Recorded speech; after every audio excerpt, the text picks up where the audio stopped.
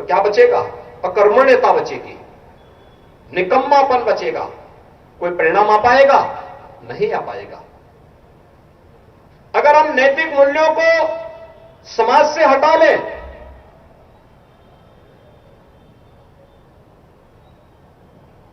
हमारे शास्त्र यही तो कहते हैं, धर्मेण हीना पशु भी समाना, यानी धर्म से हीन मनुष्य तो पशु के समान है। पशु कोई अंतर नहीं महसूस करता, नैतिक अनैतिकता का पक्ष उसके सामने नहीं होता है, लेकिन मनुष्य है, नैतिक और अनैतिक दोनों को जानता है।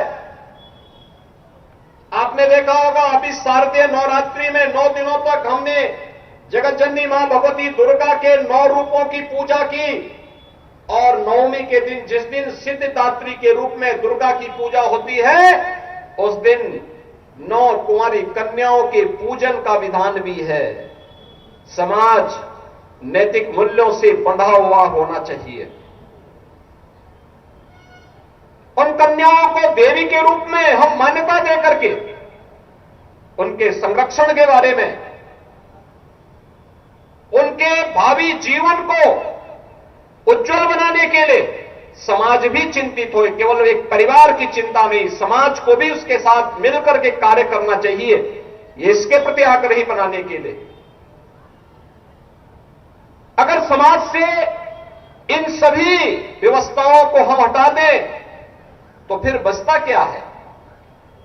सदाचार को अगर हम हटा दें, समाज में दुराचारी पैदा हो जाएंगे, अराजकता फैल जाएगी, गुंडागर्दी चरम पर होगी, व्यभिचार चरम पर होगा, अव्यवस्था और अराजकता का जो तांडव होगा, तो एक बार फिर से उस युग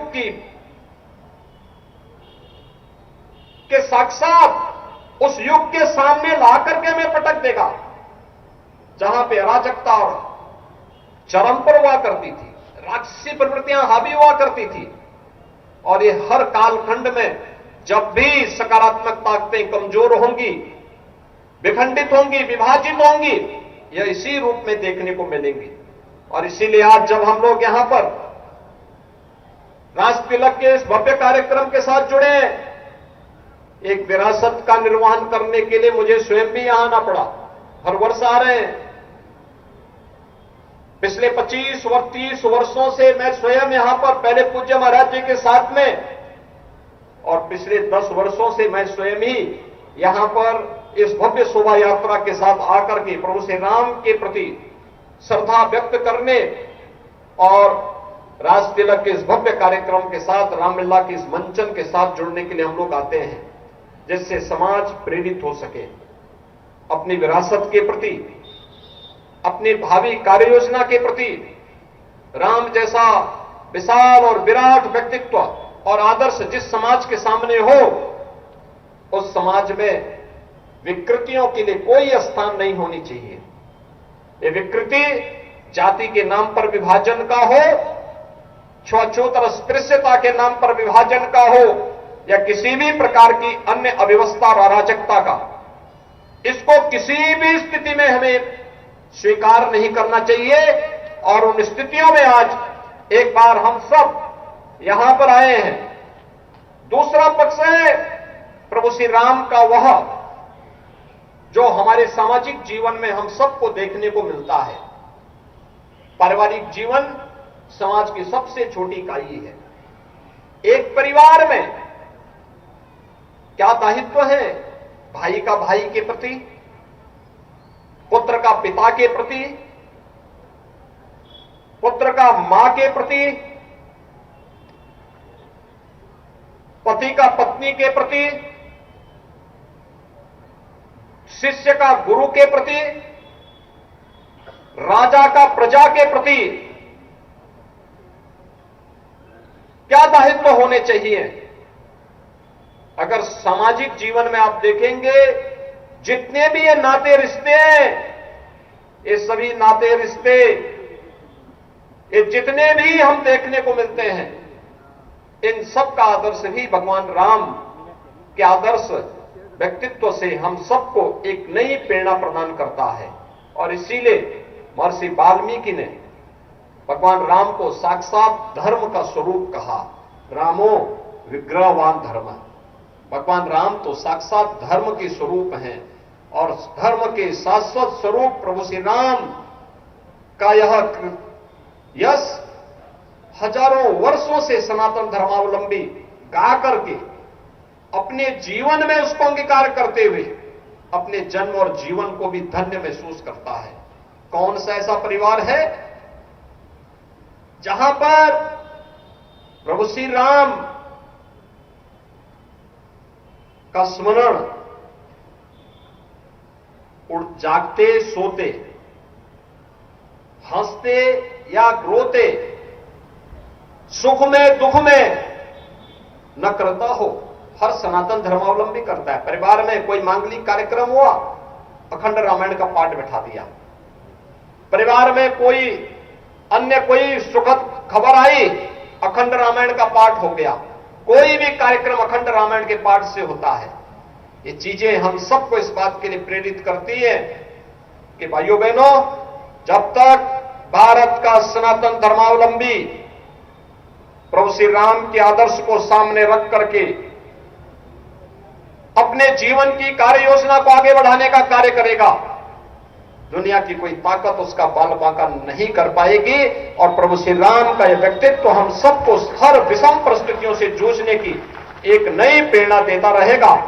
मैं एक बार फिर से आज यहां पर आकर के मैं रामलीला समिति के इन सभी पदाधिकारियों को हृदय से बधाई देता हूं कि ये लोग 106 वर्षों की परंपरा को तो यह कमेटी स्वयं निर्वहन कर रही है और उससे भी पहले से यहां पर गोरक्षपीठ से परंपरा चली आती है रही है। गोरक्षपीठ से आकर के गोरक्षपीठाधीश्वर आकर के मानसरोवर में भगवान शिव का अभिषेक करने के उपरांत यहां पर भगवान श्री राम का राज तिलक का कार्यक्रम संपन्न करते हैं। और आज इसी कार्यक्रम के साथ मुझे जुड़ने का अवसर प्राप्त हुआ। कमेटी पिछले 12 दिनों से रामलीला का भव्य आयोजन यहां पर कर रही है। मैं कमेटी को इसके लिए हृदय से साधुवाद देता हूं और इस अवसर पर श्री राम से ही प्रार्थना करूंगा कि जैसे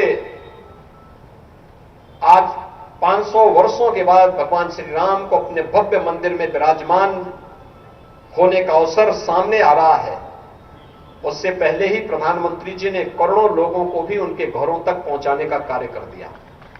याद करिए कि देश के अंदर 4 करोड़ लोगों को प्रधानमंत्री आवास मिले हैं।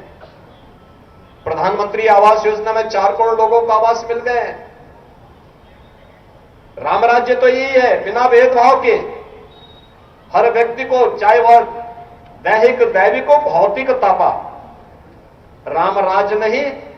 यानी राम राज्य में ये तीनों प्रकार के आदि भौतिक, आदि दैविक और आध्यात्मिक तीनों प्रकार के दुख के लिए कोई भी स्थान नहीं।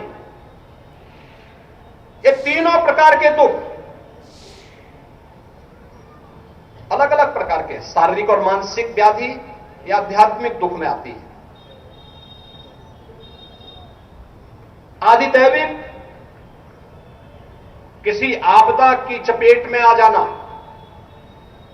भूकंप आ गया, कहीं पर कोई अन्य आपदा आ गई, बाढ़ आ गई। आदि भौतिक किसी हिंसक प्राणी के द्वारा जो नुकसान पहुंचाया जाता है, हिंसक प्राणी के द्वारा, ये तीनों प्रकार के दुख का कोई स्थान नहीं। और याद करिए, तीनों प्रकार के दुखों के लिए आज सरकार ने तमाम प्रकार की व्यवस्थाएं की हैं।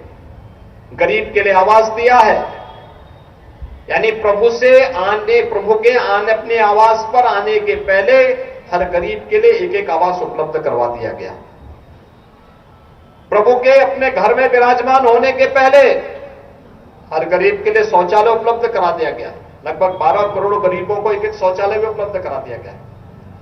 कोरोना कालखंड में 80 करोड़ लोगों को फ्री में राशन की सुविधा उपलब्ध करवाई जा रही है, लगातार की जा रही है। कोरोना तो अब पता ही नहीं है। कोरोना होता तो हम इतनी बड़ी संख्या में एकत्र ही नहीं हो पाते, प्रशासन इकट्ठा ही नहीं होने देता। गरीब के स्वास्थ्य के लिए 5 लाख रुपए की स्वास्थ्य बीमा का कवर भी दिया गया है। और अगर किसी आपदा की चपेट में कोई आ गया तो उसके लिए भी 5 लाख रुपए की सहायता हर गरीब परिवार, हर परिवार को बिना भेदभाव के उपलब्ध करवाने का प्रावधान भी किया गया है। कोई हिंसक जानवर नुकसान पहुंचाता है और उसके कारण किसी व्यक्ति को कोई जनहानि होती है तो भी 5 लाख रुपए की व्यवस्था उस परिवार को उपलब्ध करवाने की व्यवस्था की कर दी गई है। ये सभी चीजें दिखाती हैं ये राम राज्य की ही आधारशिला है और उसके लिए हम सबको भी अपने आप को तैयार करना होगा। आज के इस अवसर पर विजयादशमी का यह पर्व हम सबके जीवन में अनंत काल तक उत्साह और उमंग के साथ हमें आगे बढ़ने के लिए प्रेरित करता रहे। इस विश्वास के साथ प्रभु श्री राम से आप सबके जीवन में अनंत काल तक इस खुशहाली, इस उत्साह और इस उमंग की कामना करते हुए आप सबके पारिवारिक जीवन को, सामाजिक जीवन को खुशहाली से भरपूर यह दिवस दे, प्रभु श्री राम दे। इस कामना के साथ आप सबको मैं, पूरे प्रदेशवासियों को मैं इस अवसर पर एक बार फिर से विजयदशमी की हृदय से बधाई और शुभकामनाएं देते हुए अपनी वाणी को विराम देता हूं।